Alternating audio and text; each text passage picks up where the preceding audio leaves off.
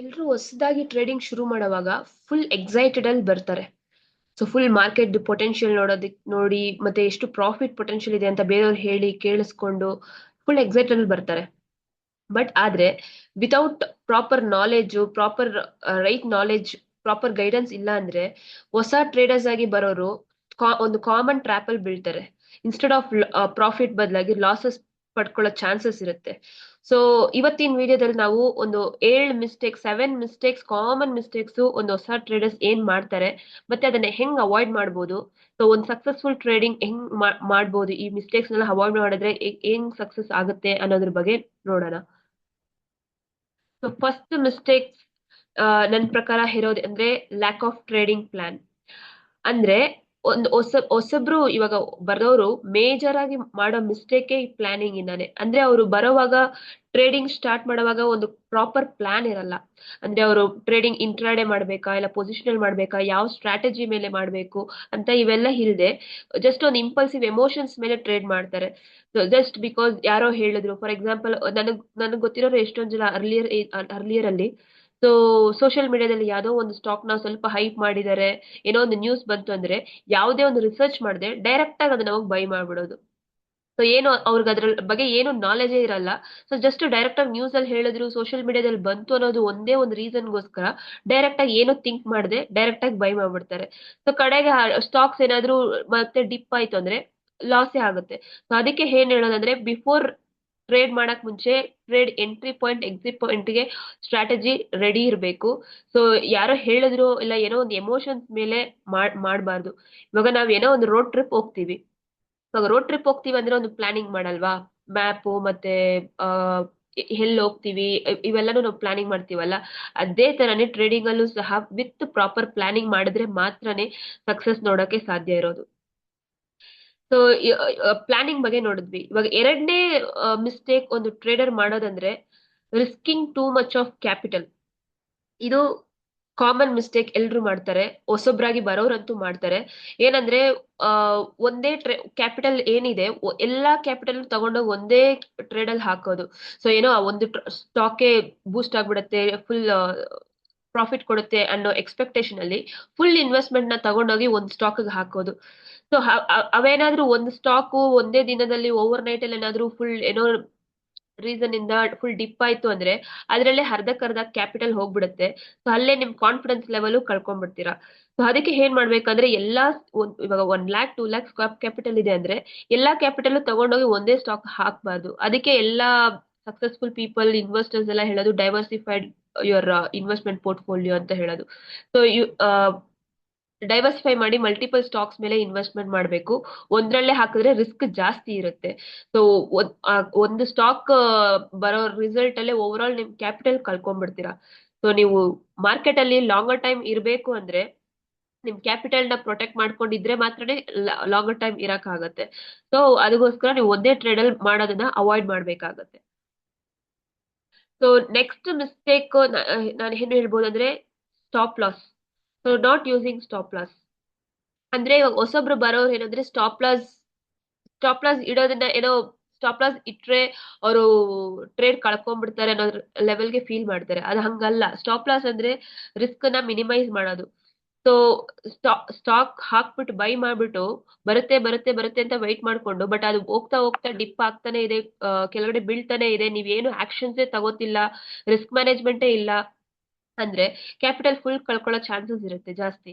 So ಅದಕ್ಕೆ stop loss ಇಟ್ರೆ ಏನಾಗುತ್ತೆ, ಒಂದ್ ಲೆವೆಲ್ ಇರುತ್ತೆ, ಆ ಲೆವೆಲ್ಗೆ ನೀವು ಸ್ಟಾಪ್ ಲಾಸ್ ಇಟ್ಟಿರ್ತೀರಾ. ಸೊ ಅಲ್ಲಿಗೆ ನಿಮ್ ಲಾಸ್ ಮಿನಿಮಮ್ ಅಲ್ಲಿ ಕ್ಲೋಸ್ ಆಗಿರುತ್ತೆ. ಸೊ ನೆಕ್ಸ್ಟ್ ಟ್ರೇಡ್ ನ ಫೋಕಸ್ ಮಾಡ್ಬೋದು. ಇಲ್ಲ ಅಂತ ಹೇಳಿ ಮಾರ್ಕೆಟ್ ಜೊತೆ ಜಿತ್ತಾಗಿ ಹಠ ಮಾಡ್ಕೊಂಡು ಸ್ಟಾಪ್ ಲಾಸ್ ಇಡ್ದೆ ನೀನಾ ನಾನಾ ಅಂತ ನೋಡ್ತಾ ಇದ್ರೆ ಕ್ಯಾಪಿಟಲ್ ಕಳ್ಕೊತೀರಾ, ಮತ್ತೆ ನೀವು ಟ್ರೇಡಿಂಗ್ ಗೇಮ್ ಅಲ್ಲೂ ಇರಕ್ ಸಾಧ್ಯ ಇಲ್ಲ. ಸೊ ಅದಕ್ಕೋಸ್ಕರ stop loss is very much important. Stop loss ಇಟ್ರೆ ಆಟೋಮೆಟಿಕ್ ಅದು ಪಾಡಿಗೆ ಸ್ಟ್ರಾಟಜಿ ಪ್ರಕಾರ ನೀವು ಸ್ಟಾಪ್ ಲಾಸ್ ಇಟ್ಟಿರ್ತೀರಾ. ಸೊ ಆಟೋಮೆಟಿಕ್ ಪೊಸಿಷನ್ ಕ್ಲೋಸ್ ಆಗುತ್ತೆ, ನೀವು ನೆಕ್ಸ್ಟ್ ಟ್ರೇಡ್ ನ ಫೋಕಸ್ ಮಾಡಬಹುದು. ಇಲ್ಲ ಅಂದ್ರೆ ಒಂದೇ ಕಡೆ ಸ್ಟಕ್ ಆಗ್ಬಿಟ್ಟಿರ್ತೀರಾ. ಸೊ ನೆಕ್ಸ್ಟ್ ಟ್ರೇಡ್ ಈ ಕಡೆ ಒಂದು ಆಂಕ್ಷಿಯಸ್ ಆಗಿ ಫುಲ್ ಭಯದಲ್ಲಿ ಟ್ರೇಡ್ ನ ನೋಡ್ತಿರ್ತೀರಾ, ಅಲ್ಲಿ ಸ್ಟ್ರಾಟಜಿನೂ ಇಲ್ಲ, ಏನು ಇಲ್ಲ, ಸ್ಟಾಪ್ ಲಾಸ್ ಇಲ್ಲ, ಸುಮ್ನೆ ಟೈಮ್ ವೇಸ್ಟ್ ಆಗುತ್ತೆ, ಕ್ಯಾಪಿಟಲ್ ರಿಸ್ಕ್ ಆಗುತ್ತೆ. ಸೊ ನೆಕ್ಸ್ಟ್ ಮಿಸ್ಟೇಕ್ ಒಬ್ಬ ಟ್ರೇಡರ್ ಮಾಡಬಹುದು ಅಂದ್ರೆ ಯಾವ್ದಂದ್ರೆ chasing the market. Chasing the market, fear of missing out. ಅಂದ್ರೆ ಟ್ರೇಡಿಂಗ್ ಮಾಡೋದು actually as per the trend ಮಾಡ್ಬೇಕು. ಜಸ್ಟ್ ಇವಾಗ ಅದು ಚೀಪ್ ಆಗಿ ಸಿಗ್ತಿದೆ ಅನ್ನೋದಕ್ಕೋಸ್ಕರನು ಮಾಡಬಾರ್ದು. ಇಲ್ಲ ಅದು ಇವಾಗ ಫುಲ್ ಪೀಕ್ ಹೋಯ್ತು ಅಂತಾನು ಮಾಡಬಾರ್ದು. ಆಸ್ ಪರ್ ದ ಲೆವೆಲ್ ಇವಾಗ ಅದು ಎಂಟ್ರಿ ಇದೆಯಾ, ಓಕೆ ಮಾರ್ಕೆಟ್ ಆಲ್ರೆಡಿ ಪೀಕ್ ಬಂತು, ಪ್ರಾಫಿಟ್ ಆಗಿದೆ, ಎಲ್ಲ ಓಕೆ. ಬಟ್ ಆಸ್ ಪರ್ ಇವಾಗ ನೀವು ಎಂಟ್ರಿ ತಗೋತಿದ್ದೀರಾ ಅಂದ್ರೆ ಇವಾಗ ಅದು ಎಂಟ್ರಿ ಪಾಯಿಂಟ್ ಅಲ್ಲಿ ಇದೆಯಾ ಅಂತ ಲೆವೆಲ್ಸ್ ಅನಲೈಸ್ ಮಾಡೋ ಅಷ್ಟು ನಿಮಗೆ ಗೊತ್ತಿರಬೇಕು.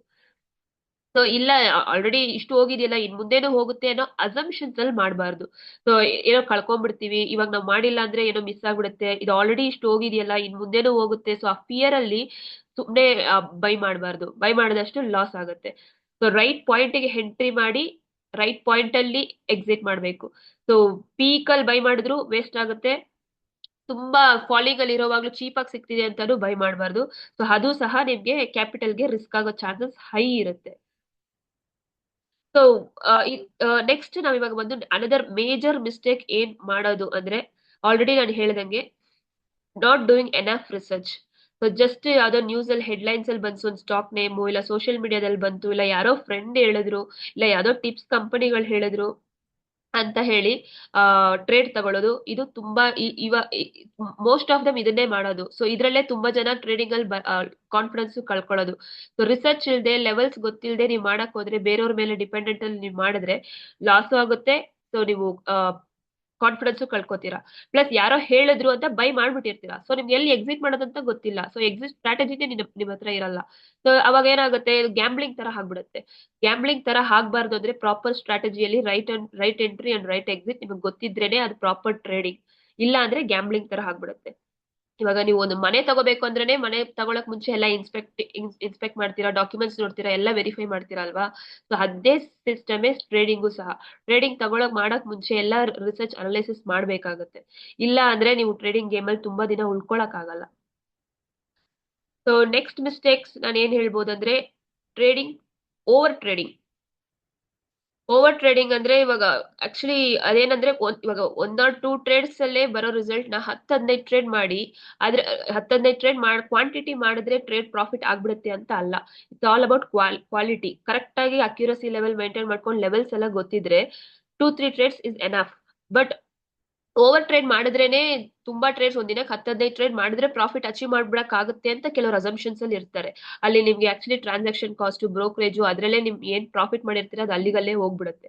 ಸೊ ಅದಕ್ಕೋಸ್ಕರ ಕ್ವಾಂಟಿಟಿ ಫೋಕಸ್ ಮಾಡಬೇಡಿ, ಕ್ವಾಲಿಟಿ ಫೋಕಸ್ ಮಾಡಿ. ಅಕ್ಯುರಸಿ ಲೆವೆಲ್ ನ ಇಂಪ್ರೂವ್ ಮಾಡ್ಕೊಳಕ್ಕೆ ಏನಿದೆ ಬೆಸ್ಟ್ ನಾಲೆಜ್ ನ ಹುಡುಕಿ. ಆನ್ಲೈನ್ ಅಲ್ಲೂ ಸಿಗುತ್ತೆ, ನಿಮ್ಗೆ ನಿಯರ್ ಬೈನೂ ಸಿಗುತ್ತೆ. ಸೊ ಹುಡುಕಿದ್ರೆ ನಿಮ್ಗೆ ರೈಟ್ ನಾಲೆಜ್ ಇದ್ರೆ ಸಾಕು. So quantity is not important. So next mistake is lack of patience. ಇದು ಒಂದು ದೊಡ್ಡ ಮಿಸ್ಟೇಕ್ ಅಂತಾನೆ ಹೇಳ್ಬೋದು ಬಿಗಿನರ್ಸ್ ಅಲ್ಲಿ. ಯಾಕಂದ್ರೆ ಅವ್ರಿಗೆ ಬಿಗಿನರ್ಸ್ ಹೆಂಗ್ ಬರ್ತಾರಂದ್ರೆ, ಇವಾಗ ಟ್ರೇಡ್ ಹಾಕಿದ್ರೆ ಇವಾಗ ಪ್ರಾಫಿಟ್ ಆಗ್ಬಿಡ್ಬೇಕು, ಆ ತರ ಹಾಗಲ್ಲ. ಸೊ ಅವ್ರಿಗೆ ಹಾಗಿಲ್ಲ ಅಂದ್ರೆ ಅದಕ್ಕೆ ಫ್ರಸ್ಟ್ರೇಷನ್ ಆಗ್ತಾರೆ. ಸೊ ಮಾರ್ಕೆಟ್ ನ ಬೈತಾರೆ. ಸೊ ಮಾರ್ಕೆಟ್ ಹಂಗ್ ವರ್ಕ್ ಆಗಲ್ಲ. ಪೇಶನ್ಸ್ ಇರಬೇಕು, ಪ್ಲಸ್ ಸ್ಟ್ರಾಟಜಿ ಪ್ರಕಾರ ಮಾಡ್ಬೇಕು. ಲೆವೆಲ್ಸ್ ಆಲ್ರೆಡಿ ನಿಮ್ಗೆ ಗೊತ್ತಿರುತ್ತೆ. ಸೊ ಈ ಲೆವೆಲ್ಸ್ ವರ್ಗು ವೆಯ್ಟ್ ಮಾಡ್ಬೇಕು ಅಂತ, ಆ ಲೆವೆಲ್ ವರ್ಗು ವೆಯ್ಟ್ ಮಾಡ್ಬೇಕು. ಇಲ್ಲ ಬೇಗ ಪೇಶನ್ಸ್ ಇಲ್ಲದೆ ಎಕ್ಸಿಟ್ ಮಾಡ್ಕೊಂಡು 1 ವೀಕ್ ಬಿಟ್ಟು ನೋಡಿದ್ರೆ ಅದು ಒಳ್ಳೆ ಪ್ರಾಫಿಟ್ ಬಂದಿರುತ್ತೆ, ಅವಾಗ ರಿಗ್ರೆಟ್ ಮಾಡೋದು. ಸೊ ಅಂತ ಮಿಸ್ಟೇಕ್ಸ್ ಮಾಡಬಾರ್ದು. ಆಸ್ ಪರ್ ದರ್ ಲೆವೆಲ್ ನಿಮ್ಗೆ ಇದು ಗೊತ್ತಿದೆ, ಇದು ಸ್ಟಾಪ್ ಲಾಸ್, ಇದು ಟಾರ್ಗೆಟ್ ಅಂತ ನಿಮ್ಗೆ ಆಲ್ರೆಡಿ ಗೊತ್ತಿದೆ ಅಂದ್ರೆ ಆ ಲೆವೆಲ್ಸ್ ಪ್ರಕಾರ ವೆಯ್ಟ್ ಮಾಡಿ.